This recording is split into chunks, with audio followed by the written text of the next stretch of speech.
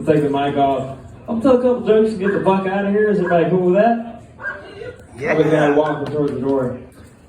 Well, I'm starting with a bad joke because that's the best way to open up, right? Well, I'm from Mississippi, since everybody likes to say where they're from. 31 years old. I like how I guessed that.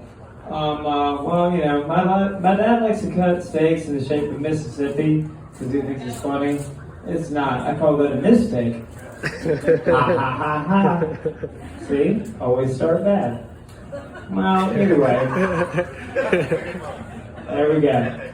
So I was watching a documentary the other day, and there's a South African tribe that basically worships cows.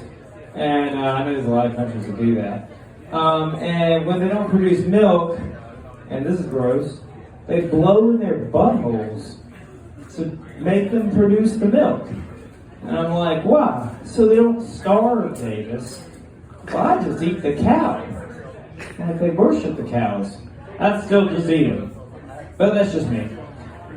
But either way, I'm going to switch off and go into cows and buttholes and move to something better. So has anyone ever had like a couple come up to them and be like, you know what? We find you very sexy and we'd love it if you came back with us. And you kind of look at them like, yeah, I think I'm pretty, I think I could do that. Let's just say, don't do that. Especially if you don't know them. I don't care how pretty they are. But I did. And you ever been in a threesome and like kind of in the middle of it? Well, not in the middle of it, you're on one side. I mean, I'm the guy, so I'm obviously not in the middle. But I get like a high five, like a pound. But what this guy gave me, I'm going to call a sex hug. And don't do that. He gave me a hug in the middle of it.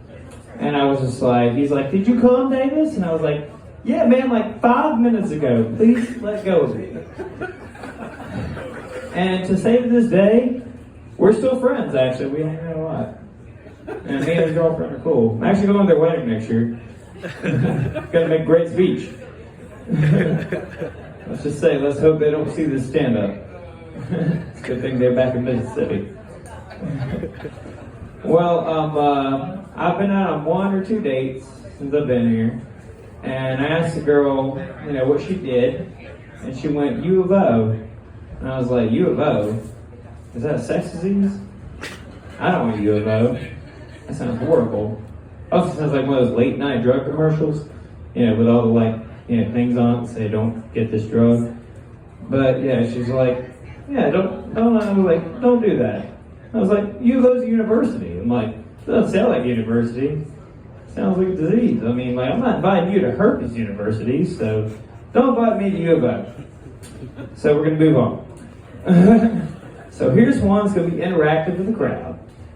I had a teacher that said, if you look in a girl's pockets, you might find her makeup, her change, whatever. But if you look in a guy's pockets, you'll find every piece of trash he's had that day. Guys, any trash in your pockets? Yes, there is. I'm not going to ask girls to look in their boyfriend's pockets because I don't want to offend anybody. But don't worry, there's a light to this. I don't have any trash in my pockets. I do. If you want to see what girls have in their trash pockets, aka their trash can, look in their purses. Don't ever look at a girl's purse. If you reach too far in, it gets sticky, just pull it out. It's not cool. Don't look in there. But still. Alright, I'm going to end it out with this.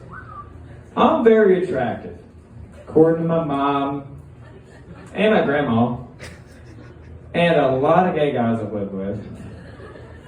My ex-girlfriend was like, you know, you ask, you're like, what am I on like a scale 1 to 10? She's like, 6. I was like, glad we're dating. I asked her gay roommate, and I was like, what do you think? It's like a 12. On a scale of what? Sounds like he wanted to fuck me more than she did. Well, that's my night, guys. You guys have a good one.